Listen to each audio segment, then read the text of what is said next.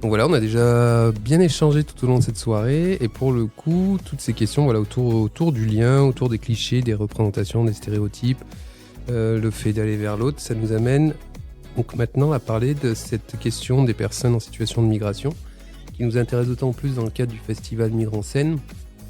Et donc là, pour le coup, on va tenter d'échanger une petite demi-heure autour de cette question. Et donc déjà, pour vous, c'est quoi une personne en situation de migration ? Alors moi je suis assez loin de ce sujet de base, donc j'ai vraiment pas beaucoup de connaissances vis-à-vis de ça. Et pour moi vraiment les personnes, les immigrés, je vais appeler ça comme ça, je sais même pas si... Voilà. C'est des personnes qui fuient leur pays parce qu'il y a des situations de guerre ou de famine et qui ne peuvent pas se permettre de rester dans leur pays. Et que du coup, ils vont chercher tout simplement un autre refuge et une autre solution. Pour ma part, j'ai déjà connu quelqu'un qui a fui son pays parce que sinon il se faisait tuer ou se faisait enfermer. Donc il est parti et est venu en France. Donc voilà. Alors, la migration et les immigrés, c'est pas forcément fuir, c'est juste, il me semble, changer de pays simplement. Parce que par exemple, si moi je vis aux États-Unis, je suis un immigré français qui vit aux États-Unis. Donc je crois pas qu'il y a que la notion de fuir, c'est surtout une notion de c'est un déplacement, si je dis pas de bêtises. Si je me trompe pas, il y a une nuance entre immigré et émigré, mais je sais plus exactement laquelle c'est. Mais si je me trompe pas, c'est qu'il y a ceux qui migrent pour des raisons voulues, on va dire, et ceux qui migrent parce qu'ils n'ont pas le choix, en fait. Il y a ceux qui changent de pays aussi parce que leur pays ne permet pas de faire les études qu'ils veulent ou pour rejoindre de la famille ou quoi que ce soit. Enfin, il y a plein de raisons, c'est pas forcément parce que c'est un scénario catastrophique dans leur pays, quoi. On a aussi pour le travail qui change de pays. Quand même, c'est souvent le cas, c'est parce qu'ils essayent de pas avoir les problèmes qu'ils ont chez eux. Ils préfèrent les éviter en venant dans d'autres pays, quoi. Bah oui, du coup. Ça revient un peu à ce qu'on a tous dit un peu. Il y a plein de raisons pour immigrer dans un pays différent, que ce soit pour les études, pour le travail, pour une situation de guerre. Notre pays est en guerre, on a besoin de fuir. On a eu le cas avec l'Ukraine, il n'y a pas si longtemps que ça. On a eu beaucoup d'immigrés ukrainiens. Donc du coup, voilà, il y a plein de raisons de migrer, que ce soit aussi pour des raisons de changement climatique, ça peut exister. Et ça commence à arriver petit à petit. Je pense notamment aux gens qui habitent dans les grands nord. Avec la fonte des glaces, il y a des mouvements de tribus qui redescendent petit à petit parce qu'ils n'ont pas le choix, c'est dangereux pour eux. Il y en a, ils sont des réfugiés de guerre parce qu'il y a la guerre dans leur pays. C'est comme a dit Kevin, soit la vie, soit la mort. Donc il y en a, du coup, ils s'en vont de leur pays comme ça, en laissant tout le monde derrière.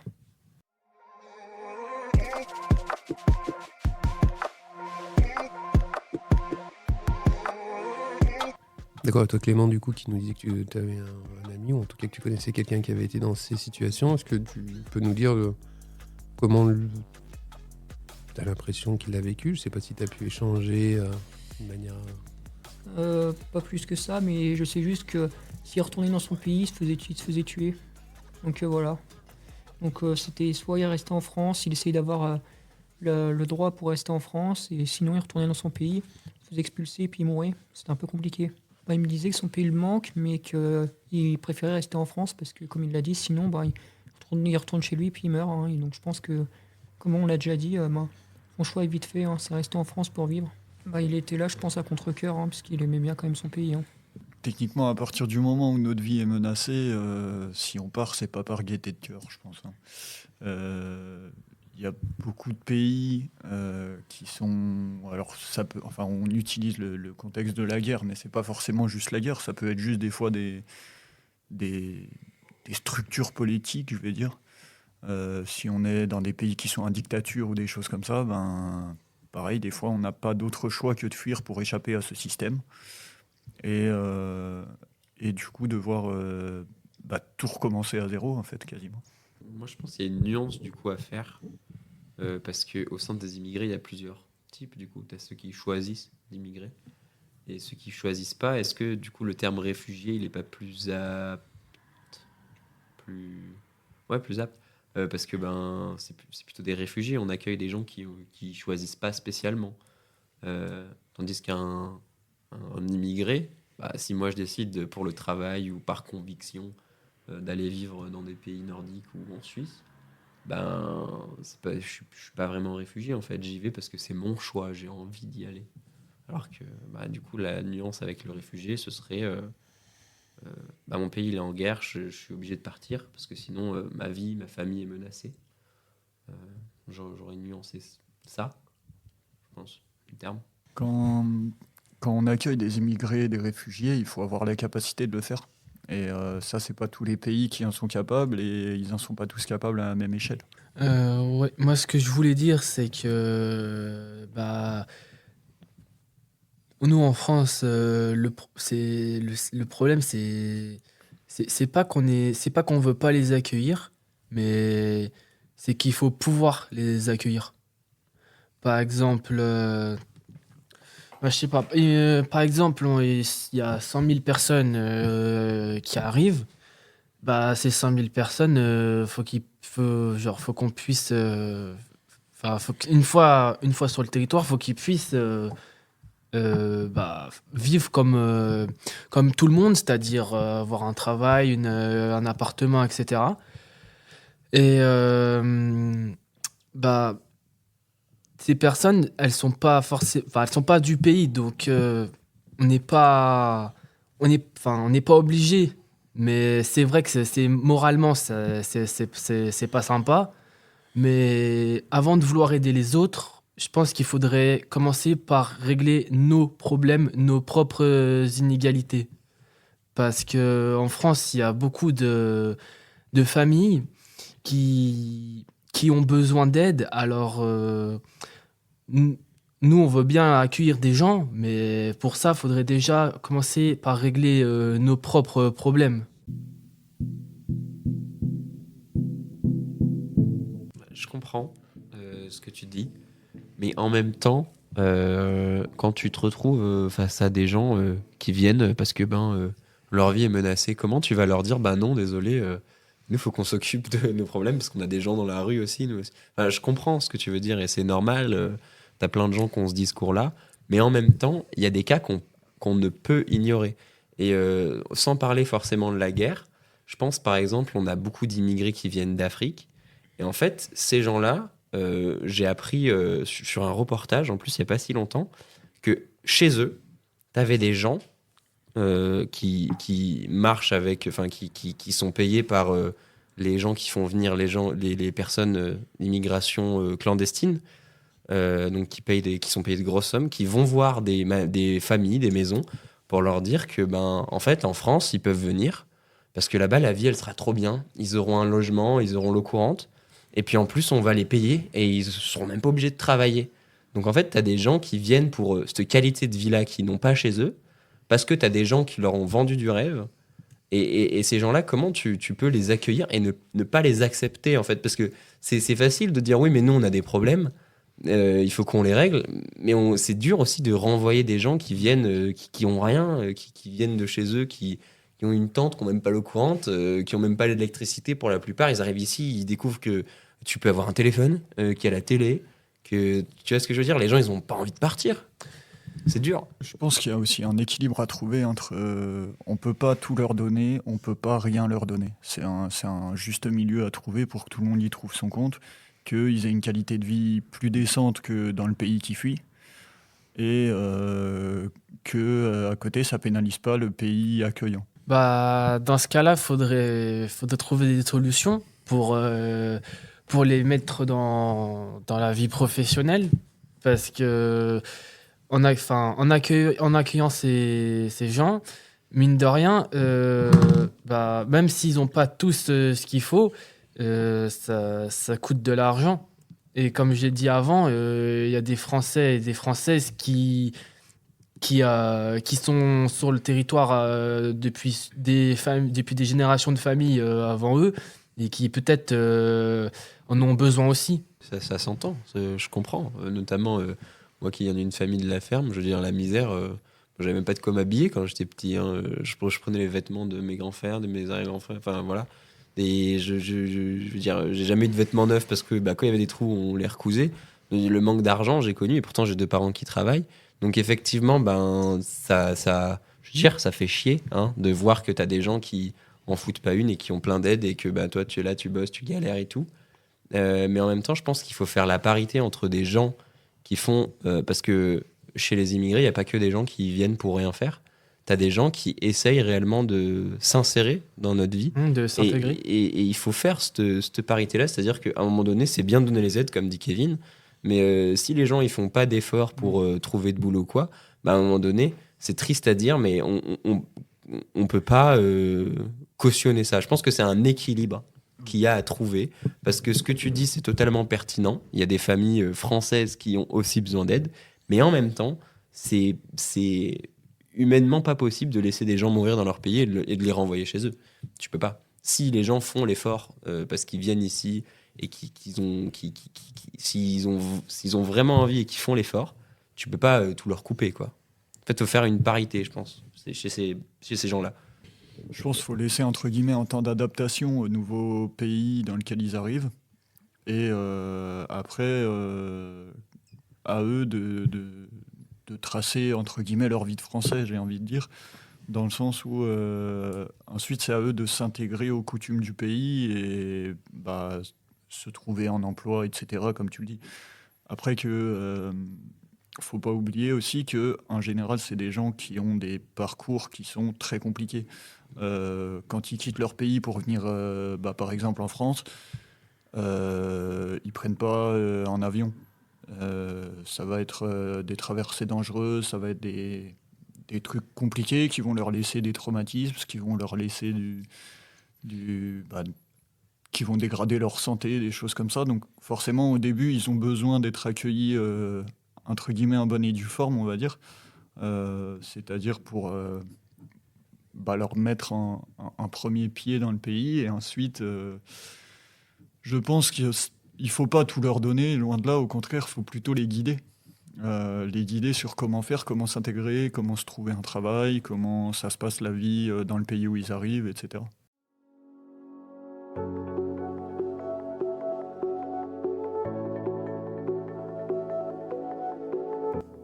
Mais je suis pas sûre que les immigrés qui arrivent en France, ce soit ceux qui soient le moins partants pour travailler et contribuer à l'économie, toutes ces choses-là. Oui, je pense pas que ce soit les moins volontaires. Il y en a forcément, mais qui viennent pour profiter des aides et compagnie. Mais je pense pas que ce soit la majorité. Et je pense que on est aussi peut-être bien content d'un côté d'avoir des gens qui viennent pour travailler, pour faire des métiers que nous, Français, on n'a pas envie de faire, clairement. Et que ça puisse contribuer à notre économie quand même, quoi. C'est vrai. Et puis pour quelque chose d'hyper important, par exemple dans le milieu sanitaire, il y a beaucoup d'étrangers qui travaillent dans le milieu sanitaire. Et heureusement qu'il y a finalement des étrangers dans ce milieu-là, parce que c'est vrai que en France, il y en a de moins en moins. Et puis si on regarde nos personnels soignants, je pense qu'il y a un bon 50% bientôt qui en fait a même pas de diplôme français. C'est des réfugiés de guerre, c'est des réfugiés parce qu'ils viennent pour trouver une vie meilleure et ils ont même pas forcément de diplôme français. Donc, heureusement que y a des immigrés, parce que ça permet de combler à certaines crises finalement. Et puis comme elle dit, le sale boulot, les éboueurs, tu regardes les éboueurs, il y a pas beaucoup de blancs, quoi. Hein. Moi perso, les éboueurs de peu importe où j'ai habité, j'ai jamais vu beaucoup de blancs, quoi. C'était beaucoup des gens colorés noirs, arabes, qui faisaient le boulot que nous on n'a pas spécialement envie de faire. Donc heureusement qu'ils sont là des fois. C'est une bénédiction. Et aussi, je rebondis à l'armée aussi. Il y en a pas mal qui sont prêts à défendre notre pays, alors qu'ils sont pas issus de ce pays. Bah, en vrai, j'ai envie de dire, c'est un peu. Enfin, pour moi, c'est pas choquant, c'est assez normal vu qu'on les a accueillis. Et après, ils sont pas obligés, hein, mais pour moi, un réfugié qui s'engage dans l'armée, bah, c'est une preuve de loyauté envers le pays. C'est une sorte de gratitude, je trouve. C'est vrai. Et quand tu regardes les légions, les légionnaires, etc., il y a beaucoup plus d'étrangers que de Français, en fait. C'est beaucoup des personnes qui ont été accueillies par la France. Après, est-ce qu'ils font ce métier parce que c'est leur dernier recours ou est-ce qu'ils le font par choix et pour, entre guillemets, comme certains ont déjà pu le dire dans des témoignages, remercier la France pour ce qu'elle a pu leur apporter. Ça, je sais pas. Je pense aussi qu'il y en a qui le font parce qu'ils n'ont pas d'autre choix, en fait. Oui, mais ils le font, donc Oui, c'est quand même remarquable, quoi. oui, c'est clair. C'est clair. Sinon, ce qu'il faudrait faire, c'est les accompagner dans la recherche. Parce que, comment dire, les étrangers qui arrivent, il y en a qui vont chercher à s'intégrer, à trouver du travail, tout ça. Il y en a qui vont pas le faire.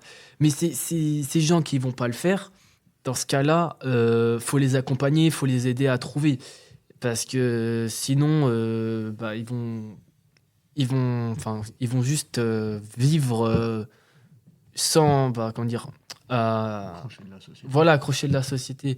Donc, c'est pour ça que, c'est pour ça que je me disais que, avant de vouloir être bienveillant et accueillir tout le monde, faudrait peut-être faire un petit tri,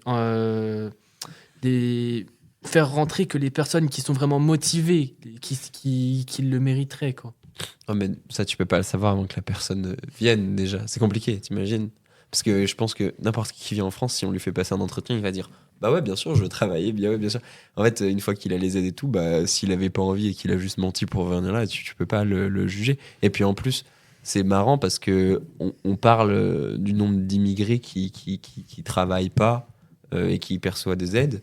Mais il y a énormément de Français qui profitent du système aussi. Ça, c'est une réalité. Et le problème, c'est que ça, vu qu'on n'en parle pas, effectivement, on n'est pas au courant.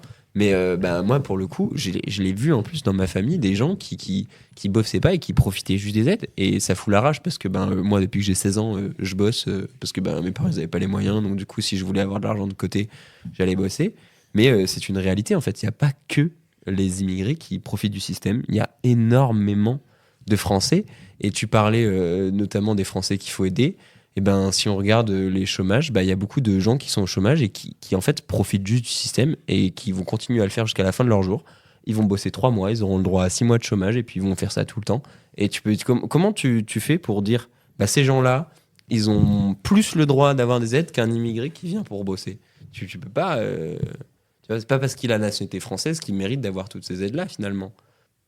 Qu'est-ce que. Bah, C'est sûr qu'on peut pas Bien. laisser, on peut pas laisser des gens mourir comme ça sans leur venir en aide, ça c'est sûr. Après, ça revient toujours au même point pour moi qu'il faut être capable de leur venir en aide. Euh, Accueillir des gens, c'est bien, mais si c'est les accueillir pour leur donner juste le fait que, bon, ils vont pas se prendre une balle parce que c'est la guerre dans notre pays, mais à côté ils auront pas de toit, ils auront pas à manger, ils auront pas de travail, ils auront rien du tout. Est-ce que c'est bien mieux? Puis quand on voit, je pense que c'est surtout politique en fait tout ça, dans le sens où on sait que c'est compliqué pour certains Français, on sait que c'est compliqué aussi pour des immigrés qui viennent, mais quand à côté de ça au JO on fait dégager tous les SDF pour faire bonne figure à la télé, c'est pas C'est cohérent pas avec glorieux le non plus, reste. ouais, effectivement.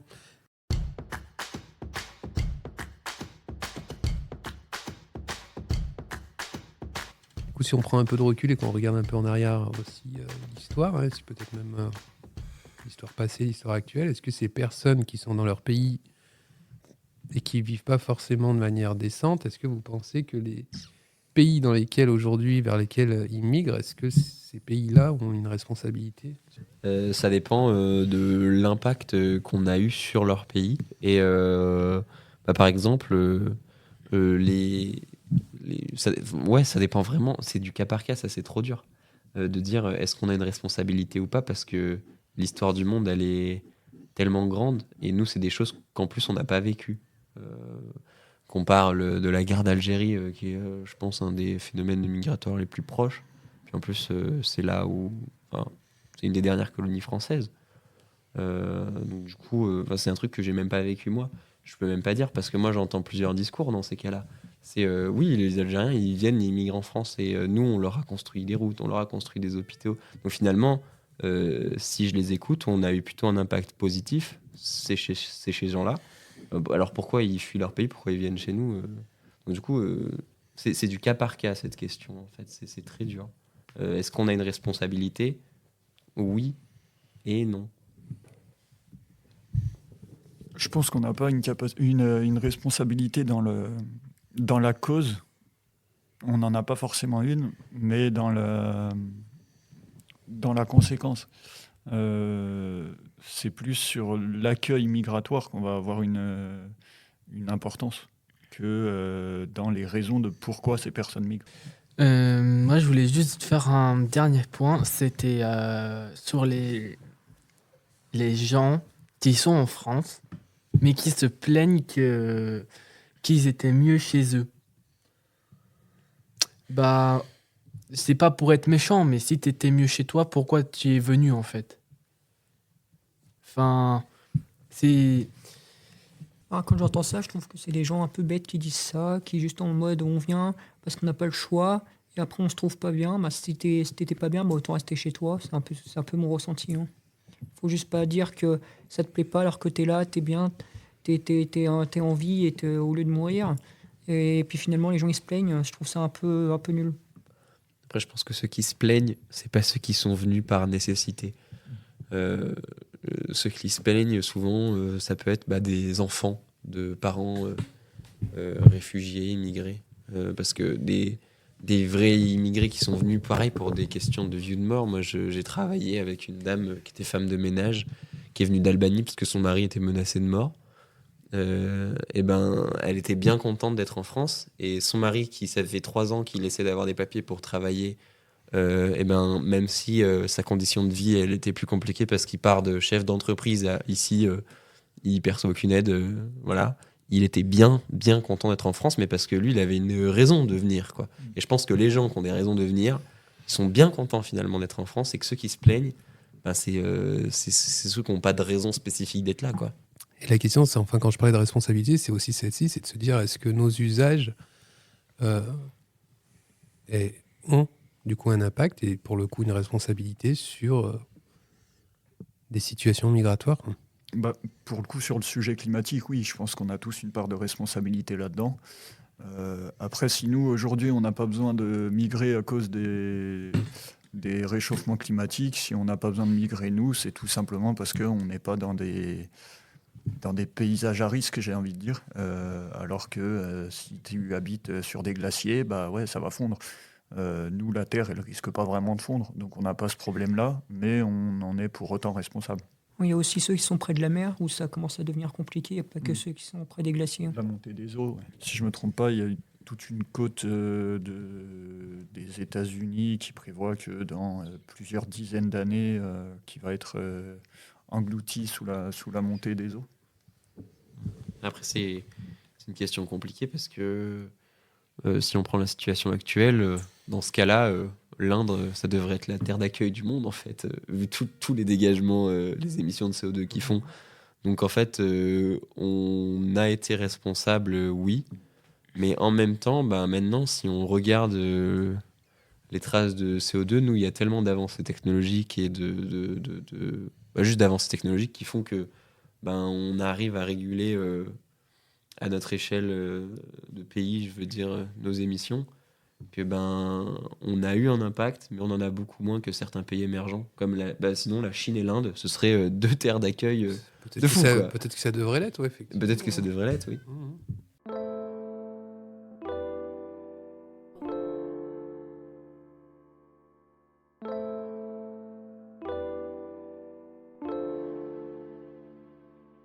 Pour conclure l'émission, si on devait passer un petit message à des personnes qui nous écoutent, qui vivent ou qui risquent de vivre ces situations de migration et peut-être d'arriver en France, au moins comme ça on parle de ce qu'on connaît, de ce qui nous concerne. Déjà, hello, hein, parce qu'ils parlent peut-être pas français. Ouais. Faudra qu'on fasse une version anglo-saxonne, du coup, on va faire cette version. On va faire une version anglaise On fera le du podcast. sous-titrage, Là. Voilà. Je leur souhaite du bon courage pour venir en France déjà, d'où ils viennent. Et après, pour pouvoir y rester aussi, du courage. Parce qu'il y en a, ils se font juger dès qu'ils arrivent, alors que franchement, c'est pas forcément nécessaire. Voir qu'il y a peut-être aussi du bien partout. Et qu'on voit ce qu'on a envie de voir. Je dénigre pas ce qu'ils vont vivre ou quoi, mais il y a toujours du positif. Enzo. Et bah moi, ce que je voulais dire, c'est que y a pas de problème. Hein, s'ils veulent venir, nous, on leur dit pas non. Mais après, faut assumer le fait d'être venu et de participer à l'économie. À la vie de À la vie de la société. à la vie de la société française. Je sais pas, Kevin, Jeanne, un freestyle?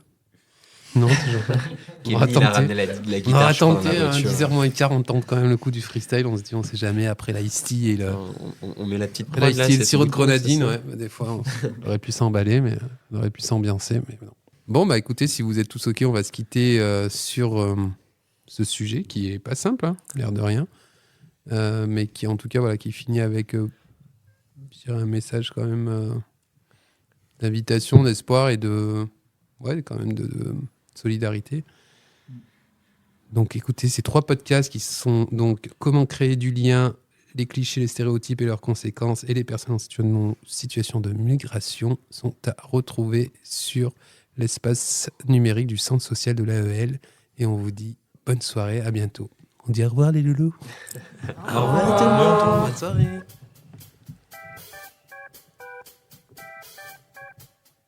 Allez, on applaudit Clément. On applaudit Enzo. On a Kevin, Emma et Jeanne. Et Adrien. Et on a oublié notre script. Alias D. Mrs. D.